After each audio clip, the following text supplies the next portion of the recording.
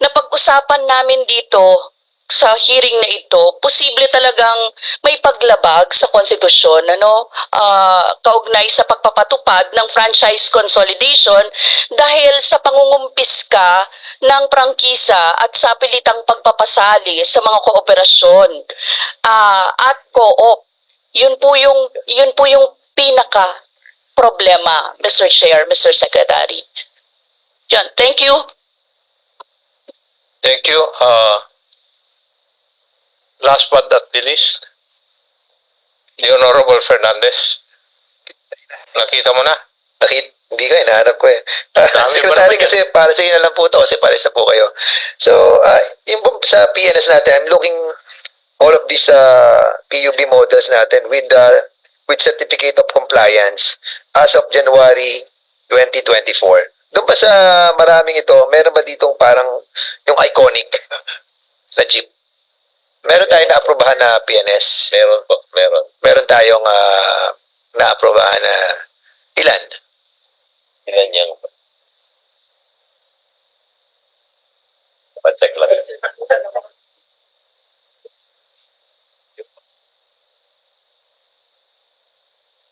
Your Honor, meron po. Papacheck ko lang kung ilan yung approval. Ito pong PNS actually is approved by the Department of Trade and Industry. Yeah, but in accordance with Yusek Lontok ba yan? Yung COC being complied with by the department, di ba? Okay. Sige, sagutin na lang po mamaya. Tapos yung, pwede ba na mangyari po, since na yung security ng ating mga drivers ay at stake, no? Kasi nga, sinorender nila yung kanilang prangkisa. Sinorender nila yung kanilang jeep. Tapos, ito'y pag-aari na ng korporasyon. So, basically, inalisan natin sila ng ng karapatan dahil nga, once the cooperative or corporation decided na ikaw, marami kang violation, katanggal ka na sa kooperatiba. So, in other words, parang ang sentimiento nung natanggal, wow, meron akong rito may property ako dito, meron ako ditong isinugal na puhunan ko, suddenly nagkaroon ako ng violation, na sometimes it's hard to be proven dahil nga, yung kanilang committee, ng grievance committee, control din ng kooperatiba. Can we somehow give them a security of, well, kung may security of tenure, security of their belongings, parang gano'n. So, kausap ko yung sa LTO ginagawa natin to di ba? Yung meron kang corporation, then slash, tapos yung owner noong vehicle.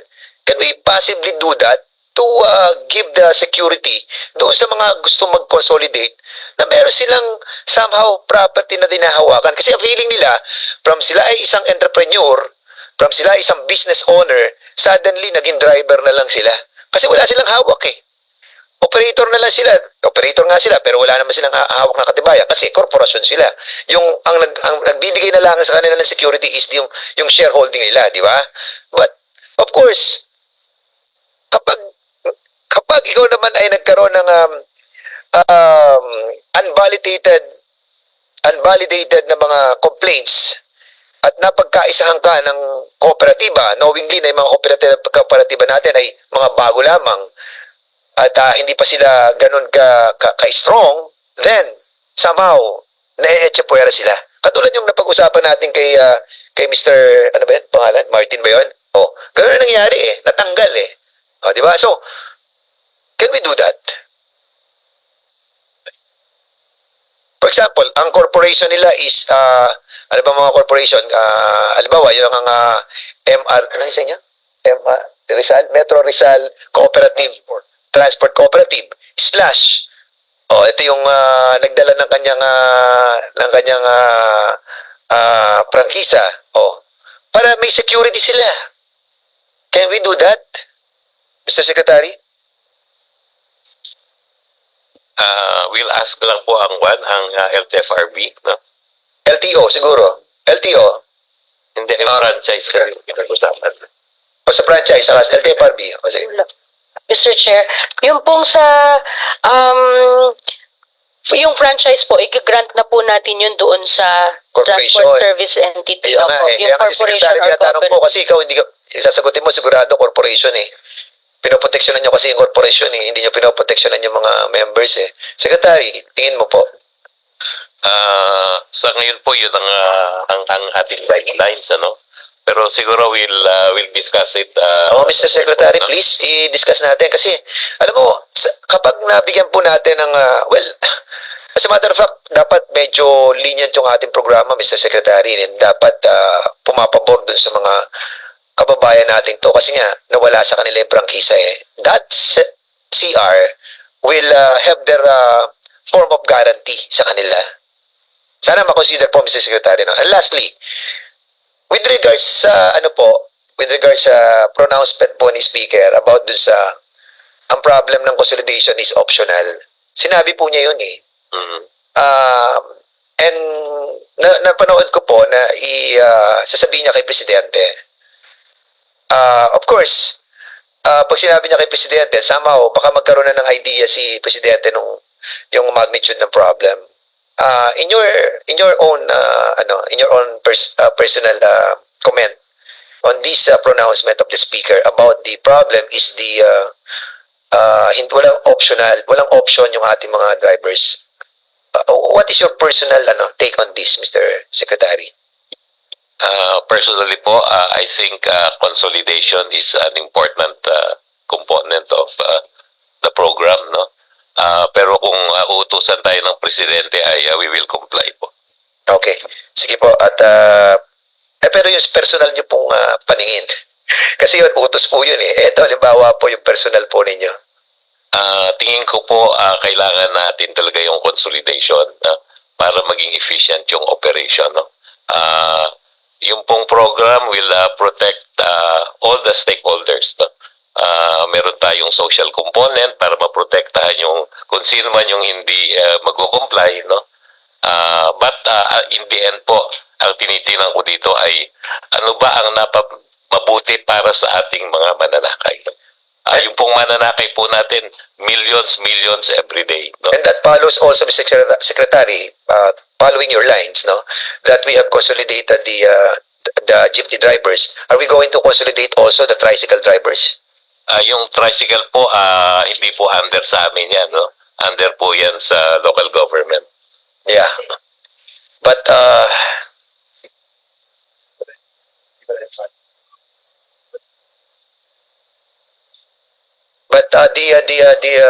the franchise was being given by the LGU. That's right. Tama po 'yun. But still, Mr. Secretary, in relation to giving franchises to the different tricycle drivers, nagkakaroon din po tayo ng malaking problema doon sa kanila eh. But well, Mr. Chairman, is a different topic that we need to discuss as well. But dito po ay we respect your personal opinion, and if ever that will be ordered by the President, you will comply. Yun lamang po, Mr. Chairman. Maraming salamat. Thank you. This, Pwede na po ang yes, Mr. Secretary, please allow me to say something also. Say, when you were not around, I already asked your people that naminana nyo itong programa na ito eh. When I asked them, did you conduct a review insofar as this program is concerned? Kasi nasimulan na eh. The reason why I asked that a review be conducted, para makita niyo kung may mga problema. At kung may problema, masusolusyonan. The other recommendation that I gave was that bakit bigla nyong in-implement lahat ng aspeto, 10 aspeto ng programa? You did not prioritize kung ano po yung una nyong gagawin. Nagkaroon kami ng discussion dito na dapat mauuna yung route rationalization dahil para bang gumawa pa kayo ng isang korporasyon, hindi nyo pa alam kung ano yung mga pwesto ng mga tao na ilalagay nyo ron. Pinipili nyo na yung mga tao na ilalagay doon eh. Ganun ang kwan, tingin ko. And the third one is, as is expounded lengthily by the Honorable Kimbo, yung operational consolidation. Tama po yung sinabi niya eh. Sinabi niya yung tricycle, bakit maayos? May sarili silang rota. Bakit yung bus lane? Dinesignate natin yung bus lane and then pinayagan natin dalawang bus companies na sila ang magpatakbo ng transportation dito. Walang consolidation, but there is a consolidation of operations. Yun po yung akin, Mr. Chair, Mr. Secretary, yung route rationalization, because under your department order, it is a necessary requirement for the banks to grant the loan. Pero sinircumvent nyo yun eh. Is that not true, Madam LTFRB? Mr. Chair, nag-issue kami ng Yes, alternative certificate. nag-i-issue kayo ng kwan para you will circumvent your own regulation. Di ba? Ang requirement sa bangko, if you ask them, is yung approved rationalization plan. That is the requirement for the bank to grant the loan. Pero kayo, gumawa kayo ng paraan para hindi masatisfy yun kasi mabagal kayo mag-route rationalization, 10% pa lang.